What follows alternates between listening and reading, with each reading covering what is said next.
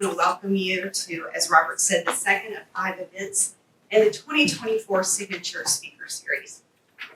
The series is a 4-part series, commemoration of the birth of our nation. And we have a theme for this year. We have a theme for every year, but this year is Power of Place. So place offers a powerful lens through which we can view the past. It challenges us to think beyond modern political boundaries and to consider the full history of our region and the full history of the United States. It encourages us to reconsider significant questions about our history, to re-examine ideas about our natural and built environments, and to reorient when and where we find our country's history. Dr. Stephen Harris Scott is with us today to share his perspective on 18th century bound labor in the northern neck of Virginia, a time when both enslaved Africans and white indentured servants were seen as essential to supply the labor necessary to produce a profit from tobacco. Dr. Harris Scott will also highlight why regional differences within the northern neck itself had significant implications on the evolution of bound labor here. We ask that you please silence your cell phones and hold your questions until the end of the presentation. We'll leave plenty of time in for questions. And now it's my pleasure to introduce Dr. Stephen Harris Scott. Dr. Harris Scott holds an MA in history from the University of New Orleans and a PhD in history from George Mason University. His 2016 dissertation focused on the information he's presenting to us today. He's also presented his work at numerous conferences, including the Virginia Forum, where he's also a member of its board of directors and its current president. Dr. Harris Scott is an affiliate of George Mason University's Department of History and Art History and the Center for Mason Legacies and the Institute for Immigration Research. He also serves as academic director of Into George Mason, a program that supports international degree-seeking students with language and cultural transition. Please join me in welcoming Dr. Stephen Harris Scott.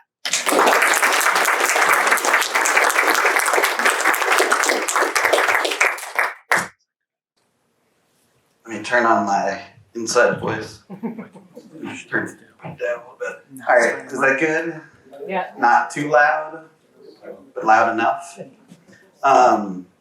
As a professor, I have the ability to project if I need to, but with this on, I probably should attempt to not project too much or else I'll deafen everyone.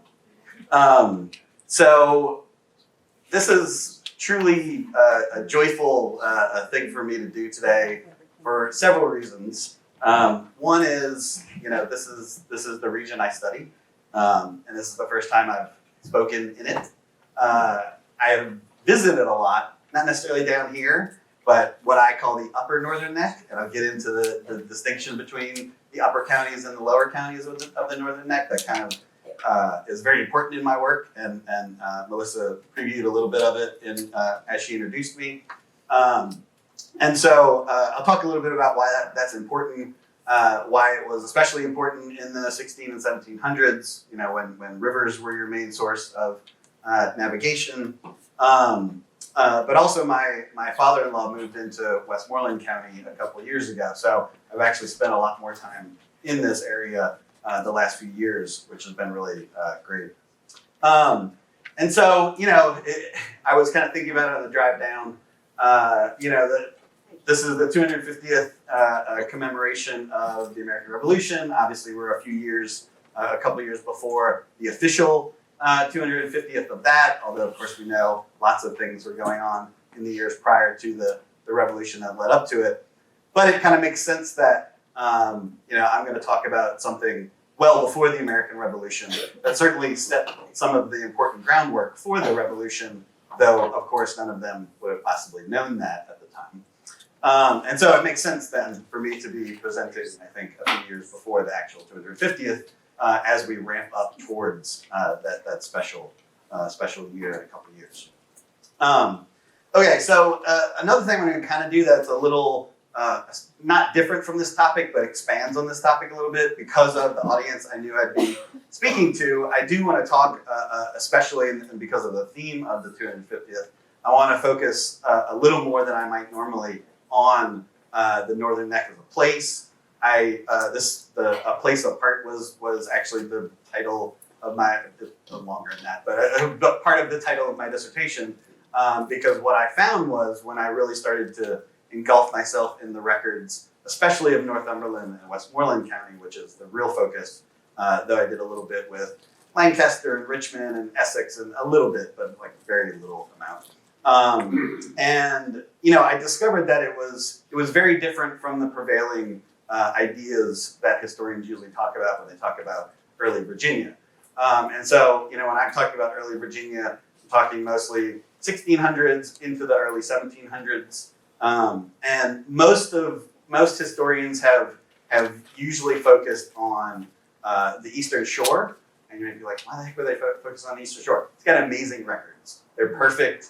They never got burned by soldiers during the Civil War. They never got flooded like Northumberland County records did. Westmoreland County, there's like huge gaps in the records where a big fire broke out in the courthouse that destroyed like 30 years of records that, very painful for historians. And it's like, oh, that's just not here, And so a lot of folks focused on the Eastern Shore first, not so much because of its importance, but more because just the records were continuous and available and in pretty good shape. Obviously, the biggest focus of most historians of this period is on the sort of York River, James River areas, Jamestown, of course, but also the surrounding areas where, notably the biggest populations were. So that makes a lot more sense from a, if you're kind of looking at history and you want to go to where the biggest populations are. But Northumberland and Westmoreland County and the Northern Neck more generally, are almost as old as the Eastern Shore and the James and York River areas. Only about 3 decades later did European or English, settlers move into the area. So not much different, certainly way earlier than anything west of the fall line into the Piedmont. So, it's not as old as that area for white settlement, but it's pretty close. And of course, the area gets significantly more populated than the Eastern Shore. So I was always a little confused as a young grad student when I was looking into the historiography, what historians have written about on this period, and kind of noticed that there was this big just lack of attention to the region. Then I got into the records. I sort of understood why, like, oh, okay, these are just harder records to deal with. And so people had avoided doing anything with them because there were these gaps. And I was like, well, I don't know, that doesn't feel like enough of a reason why we shouldn't pay attention to an area. Yes, it's going to be harder. Sometimes I describe it to my students as like, I've got a 100-piece puzzle. The box, the picture on the box, it got left outside in the rain, and so like I can kind of see some stuff, but I can't really tell what it is.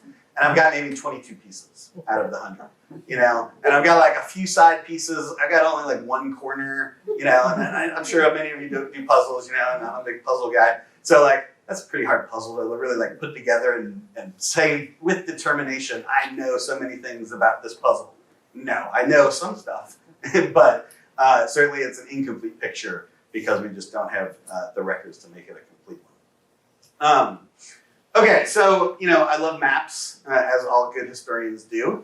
And so I'm sure this is a fairly recognizable map to many of you. And I don't really need to highlight where the Northern Neck is to you all, I doubt. But I did want to just kind of highlight this is a map from sort of late 1600s, 1691, if I remember. So I just wanted to kind of highlight Northumberland and Westmoreland because that's really the focus of my attention. And you'll notice that this is Old Rappahannock County is here. So this is pre 1692, I think. Yeah, when Essex and Richmond counties were formed. So this, it kind of is a nice placement for when this map is. And again, kind of the time period I'm talking about, but just sort of know that this map then changes, somewhat dramatically for the region I'm talking about. And then to connect it to the 250th, obviously the Northern Neck becomes a darn important place when we come Revolution time in terms of the founding fathers of the nation, coming from this region. Obviously, George Washington was born, pretty close to here. George Mason, the namesake of the school I attended and still work at, obviously was a resident of here. Robert King Carter, of course, hugely important. So the region becomes this bellwether in a lot of ways for the American Revolution. But it's rather humble beginnings. It's rather amazing the transformation that happens. It's not like the Jamestown region where it was always important, and then even when the capital moves to Williamsburg in 1699, okay, yeah, Jamestown becomes less important, but Williamsburg not too far away, and so that area is just like rife with importance throughout. Whereas the Northern Neck definitely did not start out that way. A map you might not have seen before, but one of my favorites, is a map that Lorena Walsh put together, who's one of the most kind of famous historians of early Virginia. And this is a map that lays out tobacco regions of early Virginia. And this was not something that was...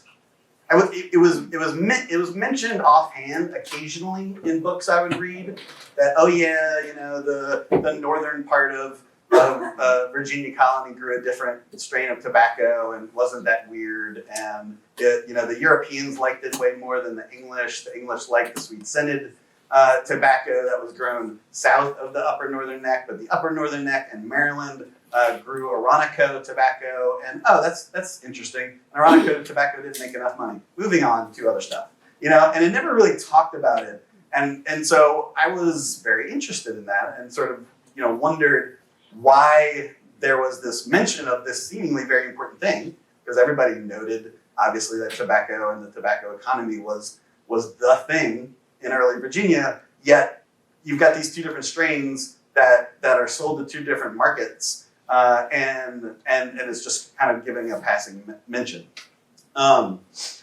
And so I've done a little, kind of additional digging in that. And it's interesting. For one, oronoco was the strain of tobacco that was brought to Virginia first.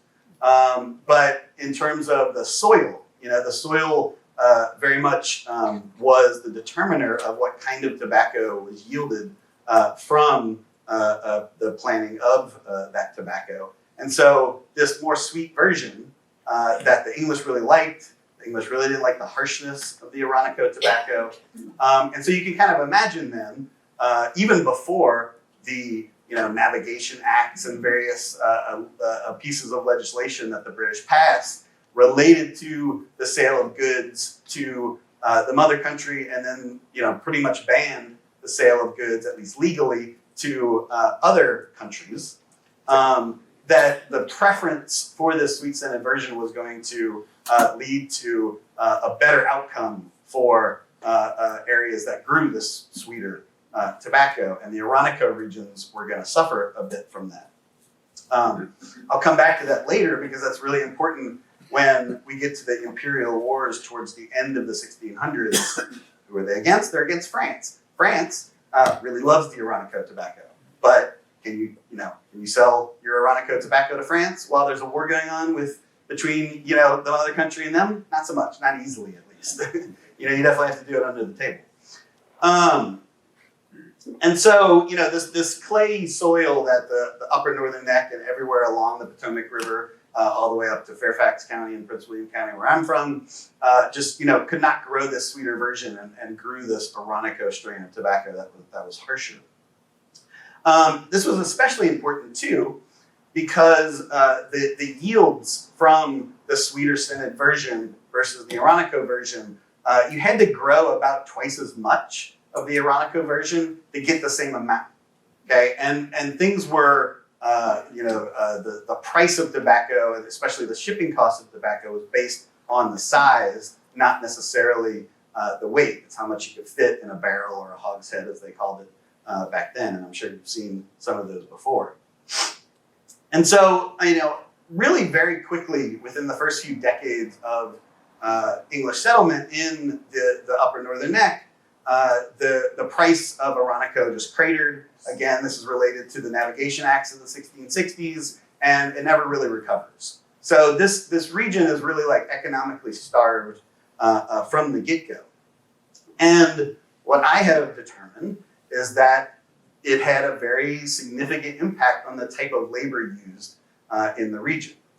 And I'll get into the kind of more specifics about that later, but it's a very hodgepodge of any kind of labor that can be found to be employed.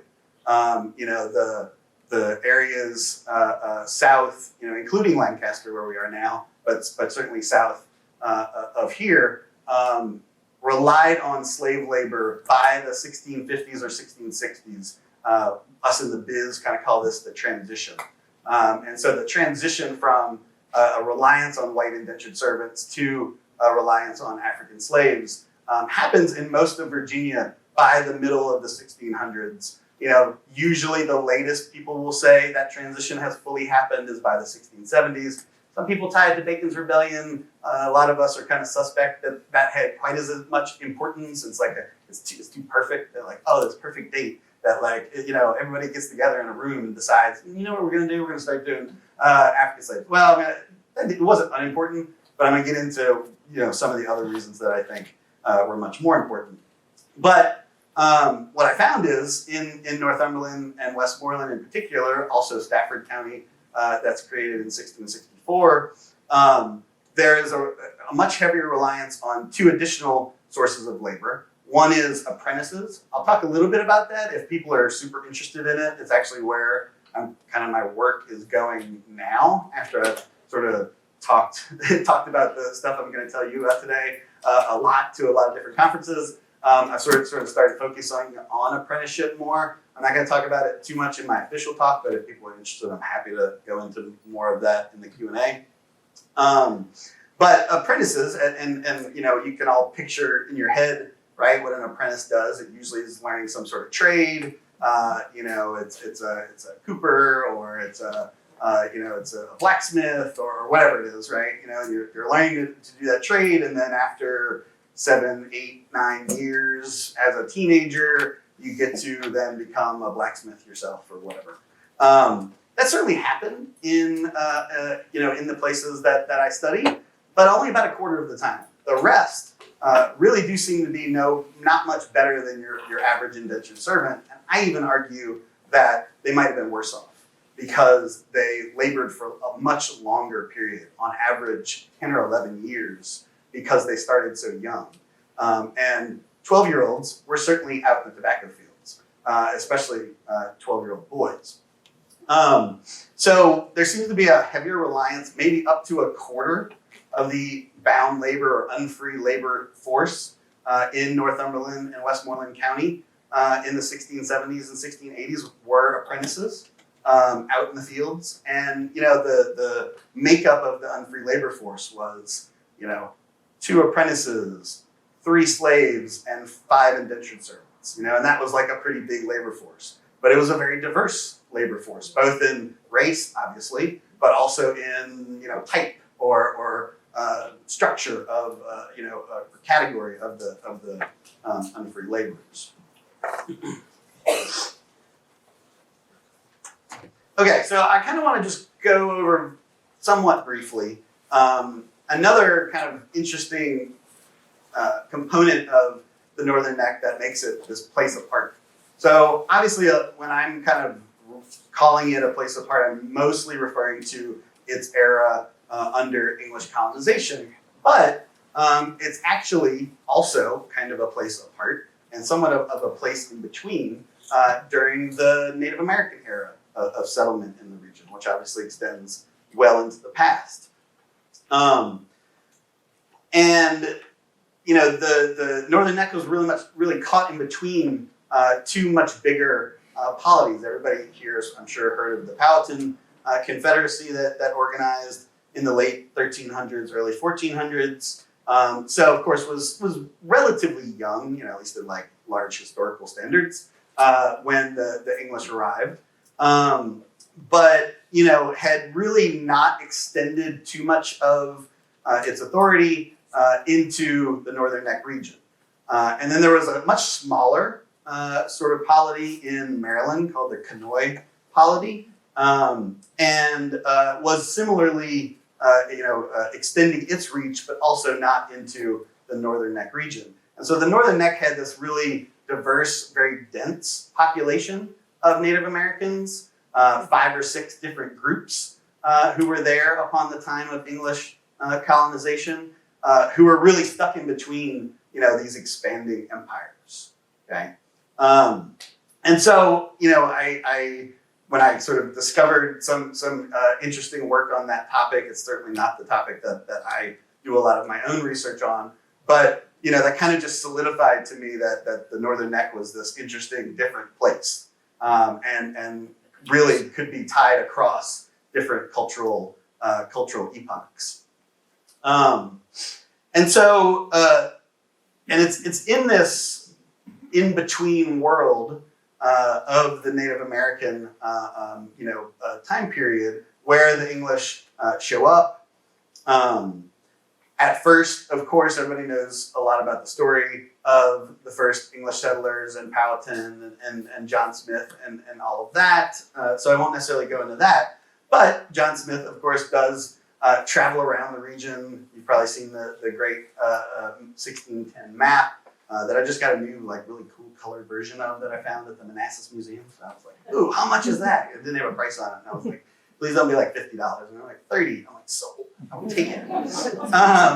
And so that's very exciting. But the Northern Neck region, had all of these different groups. And so, individually, they didn't have a huge population, but in total, they had about 2,000 or 3,000 people, about 500 warriors, according to Smith. And so it made them this really important and notable group that could be relied on by either Powhatan or the English. Once they started really engaging in warfare in the 1620s, and again later on with Powhatan's brother Opechancanough in the 1640s, but also could be an enemy, and the English are actually able to get the Native Americans there along the Potomac River onto their side, which was a big coup for them because, again, this was outside of the reach of the direct Powhatan authority, but, he did have some level of control and some level of authority there. And so, the English being able to kind of lure them to his side was actually a really big development and one that we, again, don't really appreciate, I don't think, a lot in the historical literature. And that actually opens the door for English settlement. And the first English settler in the region, John Mottram, who had come from Maryland originally, he actually, according to one historian, really befriends and has a very good relationship with the chief of the Chickacone native peoples, and is able to purchase the first tract of land from that king due to his relationship. Another historian says, I don't know if he really was, if it was quite that amicable. So there's a little bit of debate on exactly how much. But the end of the war in the mid-1640s really opened the door to English settlement of the region. Northumberland County was formed in 1648. Mottram was its first representative to the House of Burgesses. And then, very quickly, Lancaster County in 1651 and then Westmoreland in 1653 were formed from Northumberland County to the south and the west. And I could very easily overwhelm you with numbers, but I tried to not go too crazy with the numbers. Not everybody loves numbers quite as much as me. One thing I didn't put in my bio is I actually have a physics bachelor's degree. And so I've got this weird hybrid math history thing that always my historian pals are like, why did you have 120 tables in your dissertation? That's weird. I've got 12. So I really like numbers. So I didn't want to go too crazy with numbers, but just to kind of get an idea of the total population in the era that I'm talking about. I use Northumberland County again because Westmoreland County, the big, huge gap in the records kind of makes this really hard to piece together fully. These are obviously estimates, and I think they're relatively reliable. I think they're about as reliable as one can get for a lot of this period. It's based on a lot of assumptions of how much a tithable, because that's usually what people counted, in census, how many tithable people were there, essentially means taxable people. And so that means, any boy usually over the age of 12 or 14, depending on the time, and any woman over the age of 18. And then, of course, African slaves with a slightly different age breakdown for them. And also, though, like Native American slaves and indentured servants. And, so kind of everybody is included, well, not everybody, but a lot of people are included as taxable people. And so you can kind of create a population based on, okay, there's 600 taxable people. Well, that means, in this era, it's about a 3-to-1. In this area, it's a 4-to-1 ratio. And you can kind of figure out the ratio and get your way back into a population. And so you can see it's obviously not a very straight line. A lot of reasons for this. Early on, this is because, Northumberland kind of shrinks a couple times once Lancaster is siphoned off from it, and then Westmoreland siphoned off of it. Obviously, that will hurt your population if you have another county formed from you. And then there's a bit more sort of natural variation based on disease, based on really bad malaria years, really bad yellow fever years. There's this whole thing about with what we call seasoning, which I always kind of love the term. No one's come up with a better one, but it's called seasoning. Just like when a new person would arrive, their likelihood of death in the first 4 years was about 1/4. So it's like a pretty significant mortality rate. You live past that, you're probably okay, but there's still about a 5% mortality rate after that for the next however many years you're alive, really. So it's a pretty significant death rate, and you can get to about 50% if you go 15 years or so. And we all kind of have heard that talked about, right? That just dying was very easy to do in the 1600s for all number of reasons: disease, broken leg, anything, right? And so that kind of is the reason for this very up and down kind of graph here. But you can see a very steady increase in population over the time period I'm talking about. One other thing I want to kind of mention briefly before I get fully into the unfree labor that really does, is kind of the main focus of my work thus far, is something that again has been sort of mentioned a little bit in the historical literature, but again in a very sort of passing way. And it's something though that I really want to take on as my next project after I get through my apprenticeship project.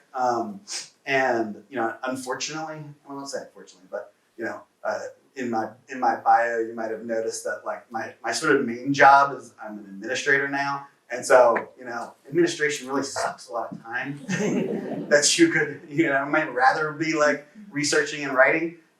So, I don't know how long I'll be doing that for, but, the pay's nice. Yeah. But so there's this other aspect of the Northern Neck that I find really fascinating, and you may have heard of it. It's called the Northern Neck Proprietary. And so this was a land grant from Charles II while he was in exile, during the interregnum, when Oliver Cromwell was in charge of England. And he made this grant over land that honestly he had little to no real control over at the time because he was in exile in France, to these English barons who had been very supportive of him and his father in the English Civil War. And the land grant, again, to a land that he knew almost nothing about, was kind of defined by all of the land in between the Rappahannock and Potomac rivers, all the way to their start. And no one knew exactly where that was in the 1640s. It would take many decades before it was fully determined where exactly, especially the Potomac starts. The Rappahannock's a little easier to find. But it took many decades for this to be found. And in fact, George Washington ends up being involved in like the sort of final determination of where the beginning of the Potomac River is. But it's a huge land grant. It's all the Northern Neck and keep going all the way out to Winchester, and even further. So it's a huge land grant, millions and millions of acres. And it turns, especially when Charles II is restored to the throne in 1660, this land grant becomes, kind of active, sort of, quasi-active. Because the government in Jamestown is very much like, what do you mean? What do you mean you granted all of this land that's like a third of our colony without telling us while you were in France to these English barons who've never been here, and you've obviously never been here and you don't know anything about that. We don't even know that much about it, especially west of the very early nascent settlement in the region. And what does that mean for us? And essentially what it was supposed to mean is that the people in charge of the proprietary were the ones who were supposed to make land grants, not Jamestown, which was not the practice. Jamestown had been granting patents for the land up here for the 20 plus years since Mottram got the first one in 1640. This system of quit rents, of rents that essentially like property taxes that were paid to the government in Jamestown. Well, everything up here, those rents were now supposed to go to these English barons. Obviously, that didn't make people in Jamestown very happy. Didn't really make the people here very happy, So this becomes sort of this political struggle, an economic struggle for many decades of the rest of the 1600s. It's never focused on too much by the barons in England until Lord Culpeper starts to consolidate, starts to buy the grants from the other 6 or so barons who have a claim.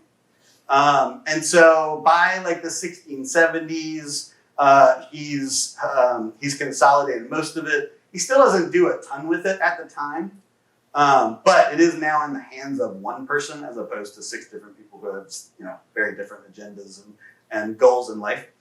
And so it really doesn't intensify as an issue until Culpeper dies and the grant passes to his daughter, who then marries Lord Fairfax.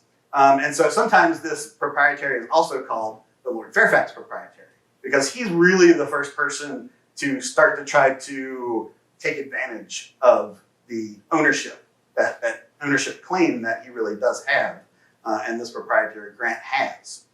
Fairfax is also very close to William of Orange and his wife Mary, who of course take control of the English monarchy in 1689. And so, Fairfax is really poised to start to collect on the rents, to start to be the person who, patents land and to kind of govern, at least economically. It's not really so much a political government, but an economic government over this region. But Fairfax is a really good politician and he kind of can read the room. And so he knows, well, what I need to do is I need to appoint some land agents that are respected, and I will compensate them really nicely. Even though I haven't found proof of this, but I am imagining it to be the case, and I really hope I can find some proof of it. Those land agents become, are kind of able to sort of grant themselves the best land, and you will probably recognize several of the land agents. One was William Fitzhugh, one was Richard Lee, and then one was Robert King Carter. So some of the most famous people in early Northern Neck history become land agents of Lord Fairfax to administer this proprietary. So, their holdings expand dramatically, as we might expect. And so did that of their friends. And so again, I've just sort of started working on this, so I don't have much more to say beyond that, except I think this is a really important and not very studied part of this region, and then towards the west as you get into the Piedmont, this whole northern Virginia quote unquote region is I think really the proprietary nature of it that makes it very different from the rest of Virginia in yet another way is really crucial to its development. Okay, so population numbers, as you can see, kind of steady growth. From what I can piece together with Westmoreland, it follows roughly the same trajectory, though the ebbs and flows are different. Again, I have a big, huge gap kind of in the middle of this that makes it hard to really figure out. But from what I can tell, Westmoreland seemed to become more populated than Northumberland by maybe 1685, maybe 1690, somewhere in that region, and obviously, never looks back from then. Okay. So one of the other big findings that I had in my dissertation that I want to kind of talk through with you today is how unfree labor worked in this region, and in particular, this is a very sort of how the local can fit with the global. How events that happen very far and had little to no connection to the Northern Neck were then, but were shaped and very much shaped policy and shaped practice in the Northern Neck with regards to unfree labor.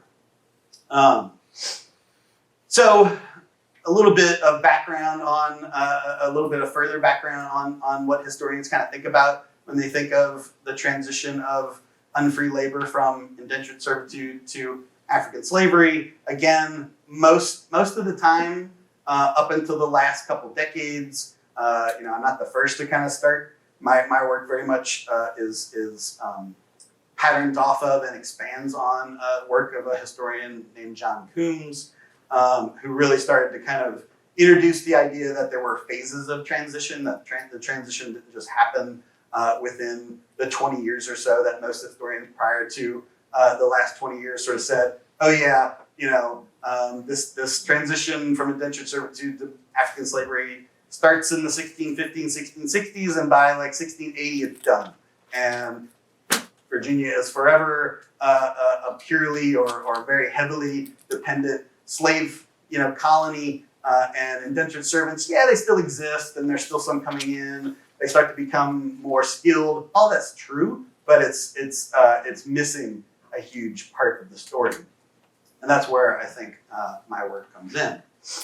And so, up until that, there was this very linear description of how this transition worked. Again, that's where everybody kind of liked to think that Bacon's Rebellion had this huge impact, because that was this watershed moment. That was, and it was truly a watershed moment for sure. And some of the records from the time very much talk about it that way. And of course, Bacon's army is made up of freed people of color, runaway slaves, indentured servants recently freed, runaway indentured servants. So it's a very diverse group that then the timing works out well enough. Although if you're curious about that, I can kind of get into it more again on Q&A. But the timing's not perfect, and it's kind of like I think y'all were just kind of generalizing a smidge too much. But the timing does work out decently for when the transition really seems to happen and Bacon's Rebellion happens. And because of the nature of Bacon's army or group, whatever you want to call it, it makes some sense. Well, what I found when looking at especially the upper northern neck counties, but Lancaster is kind of important in this as well, is that yes, there's this huge decrease in indentured servants showing up in the counties. So you can see here King William's War, which is sort of the last decade or so of the 1600s. Very few indentured servants coming in briefly, this is Northumberland, Westmoreland, and Lancaster counties. I'll actually show you two compared to York County, which obviously is a much more population center. I'll show you that on another slide here in a second. But this is much lower than the 8 years prior to that, and the 8 years prior to that. This is a significant decrease in the number of indentured servants. I'll offer a reason or a possible reason why in a second. Then though, so if you're only kind of looking at it through here, you would say, oh yeah, there's this steady decline of indentured servants. There's a very minor but significant increase in African slaves coming into the region over this period as well, much more so to Lancaster than to Westmoreland or Northumberland. Again, my theory is because they grew sweet scented tobacco in Lancaster, they grew oronoco tobacco in Westmoreland and Northumberland. Therefore, the economic fortunes of your King Carters were significantly better than your economic fortunes of your George Masons in the upper northern neck. So slaves, when they made it up to this area to be sold, tended to, be diverted to those places that could afford them. And so indentured servants, such that as they were coming over at the time, were mostly diverted to the places that did not have the kind of money to be able to afford slaves. But then the war ends, and in this much shorter period, and probably in the back you might not be able to see this, the interwar period between King William's War, which is about an 8-year war, and Queen Anne's War, which is about a 10-year war. The interwar years are 4 years, yet look how many indentured servants come in. In total, about probably 1,000 indentured servants come into the northern neck in those 4 years. Okay? And the population of the region is like 6,000. Okay? So just think of that. In 4 years, 1,000 indentured servants. And what we have the best records for is that at least 500 or so of them were young indentured servants. Now, why do we know that much better? Young indentured servants often did not come with a contract. Okay, so they actually weren't indentured. Sometimes I like to call them unindentured. Okay, so they would come sometimes because their parents just kind of say, "Hey, we can't feed you anymore. Get on this boat and go to America," and fingers crossed. Other times they were probably kidnapped from the streets of London, because they were poor and maybe they were orphans, and so a lot of different ways that they might become caught up in this. But they rarely signed a contract. Often they weren't even old enough to be able to sign a contract, and then they didn't have parents sometimes to be able to sign a contract for them.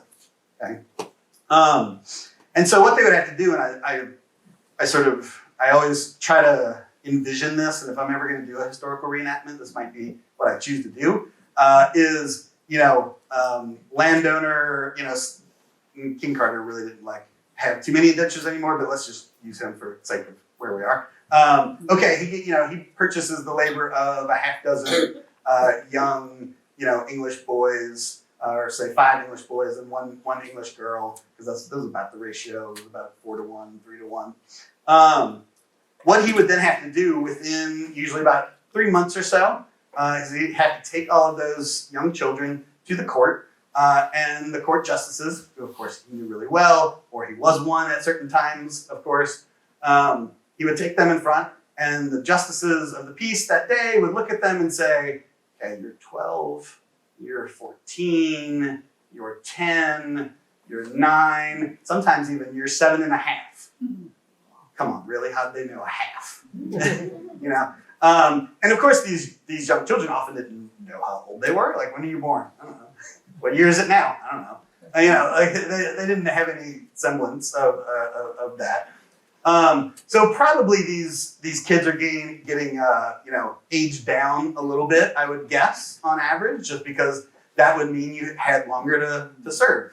By this point, especially in this latter part of the 1600s, any young child who had their age judged like this had to serve for boys to 24 and for girls to 21.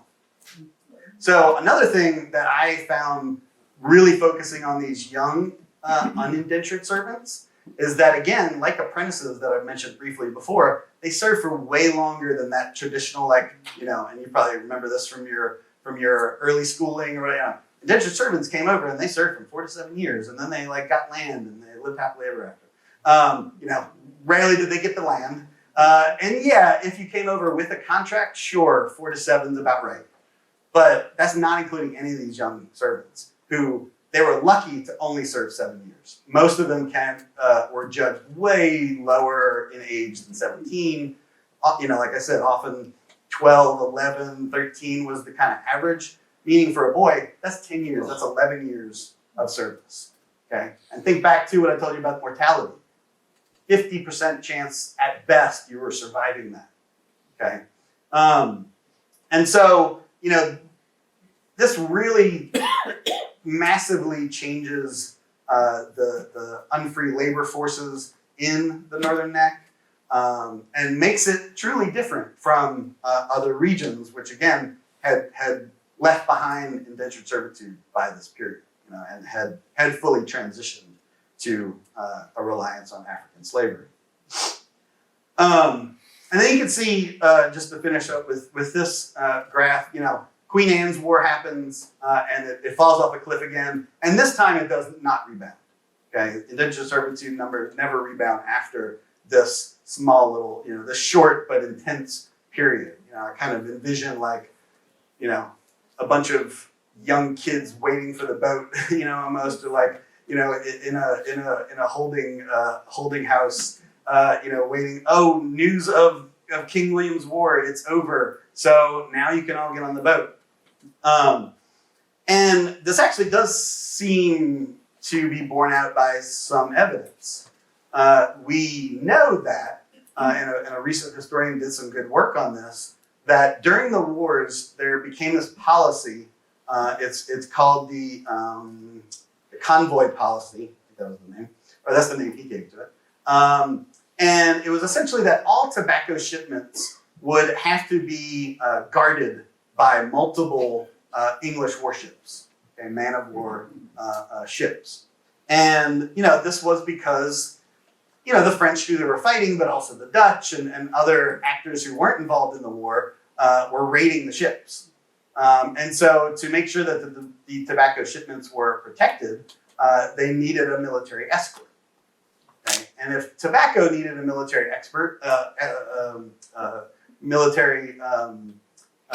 guidance, so too probably did ships full of indentured servants. They weren't maybe worth as much as the tobacco, but they were worth a lot of money. Their labor was worth a lot of money. And so I think, even though, again, I haven't seen evidence of it extending to ships full of indentured servants, but it seems like that this was what was going on, that indentured servants likely were not being able to get military escorts. And African slavery was different because it was run by, for a long time, the Royal African Company, who could afford to hire its own mercenaries and hire its own ships and have its own ships, warships. And so the trade in African slaves actually doesn't seem to be affected by the wars at all, or very much. Whereas the indentured servant trade coming from England and flying English flags, as opposed to a slave ship that might be a Dutch slave ship or a Portuguese slave ship or even a French slave ship. And so not part of this warfare in the same way.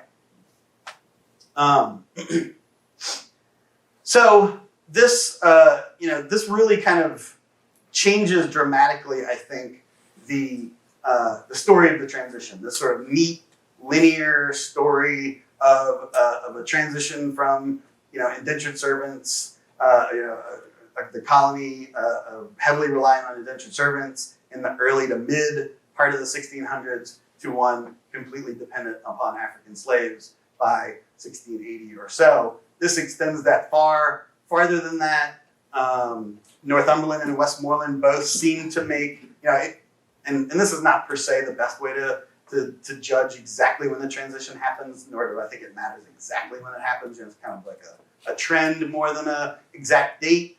But if you were going to say, okay, when did like half or more of the unfree labor force in Northumberland County or half or more of the unfree labor force in Westmoreland County, when did that tip over? When was the tipping point to having a majority African slaves? I did actually kind of come to a pretty good idea that it seems to be about 1710 for Northumberland and about 1712 for Westmoreland County. Again, with my 22 puzzle pieces that, where there's supposed to be 100.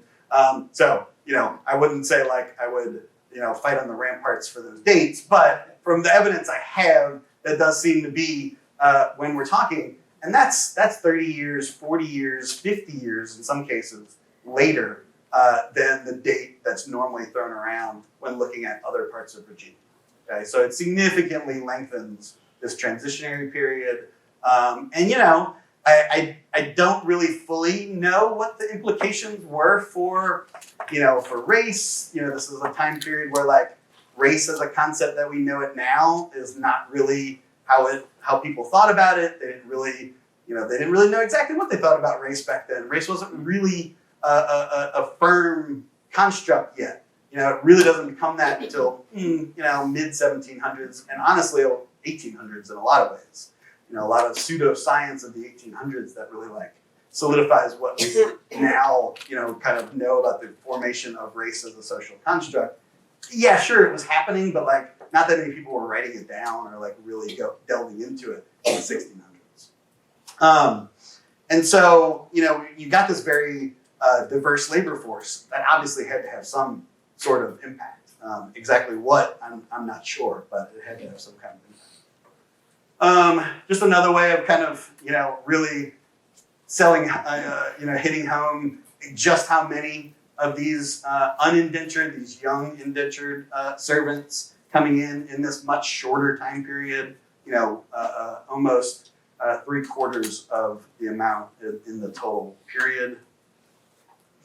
Another way to really look at it that I think is pretty striking is this sort of year by year. And so it's really this like 1699, 1700, 1701, and it's just this huge spike. And I mean that like talk about a societal upheaval, like hundreds and hundreds of unfree children, pouring into your county, 10 to 20% of your total population. Like it's pretty mind blowing to me. And so you can see too that I did put on here in the purple is York County, just to kind of show how not dependent on indentured servants York County was. Everybody's like, I can't see that. Yeah, you can't see it because it's right here. So purple goes, okay, ooh, little spike. It's not like, so even its spike, which it did have a little tiny spike in the interwar years, 10 showed up in 1700, because people there were they could afford slaves. Slaves obviously didn't have an end date to their time as unfree laborers, and so that was making up 80%, 90%, in a lot of cases 100% of their unfree labor. So again, just the way the Northern Neck was very different from those regions.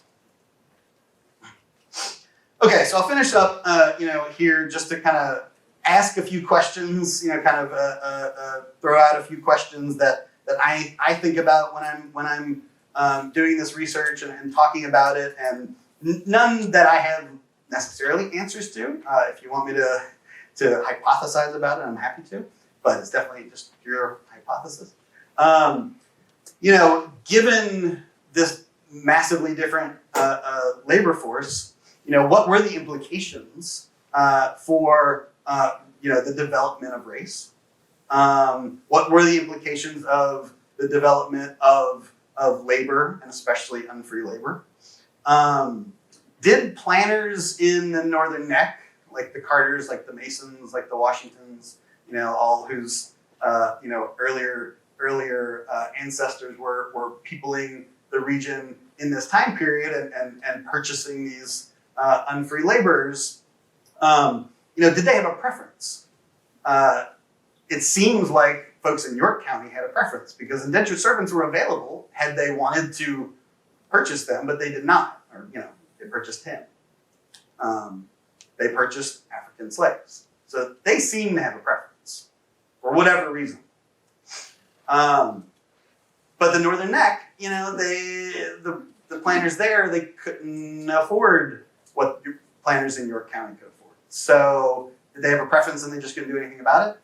Did they have the same preference and they just, didn't have the money? Or did they have a different preference? And to me, that's a really fascinating question given the role of especially slavery in the development of the U.S. It seems like to planters in the Northern Neck, all labor was necessary labor. And I think my newer focus on apprenticeship really kind of bears this out because it doesn't seem from my, again, early research that apprentices are abused in the way that they are in the Northern Neck elsewhere in Virginia. It seems like trade, apprentices that engaged in the learning of trades seem to be the much bigger percentage of apprenticeships in the rest of Virginia, whereas the Northern Neck, it's only a quarter. So that kind of tells me that they were just desperate for labor, and even if it meant, oh, sure, I get an apprentice, and I said I'd teach you a trade, and this happened, and it's very clear in the records. Yeah, sure, I'll teach you a trade. Actually, go out in the fields. Now I need you in the fields. Yeah, I'll teach you how to be a blacksmith next year. Maybe next year. Maybe the year after that. Oh, you died. Sorry. So to me, that I think actually helps me answer the question even more than the focus on indentured servants. So I don't think this, when really kind of burrowing down into the county level data, the county level records, to me the calling the Northern Neck a place apart, calling it a different place, seems very right, very very apt of a description.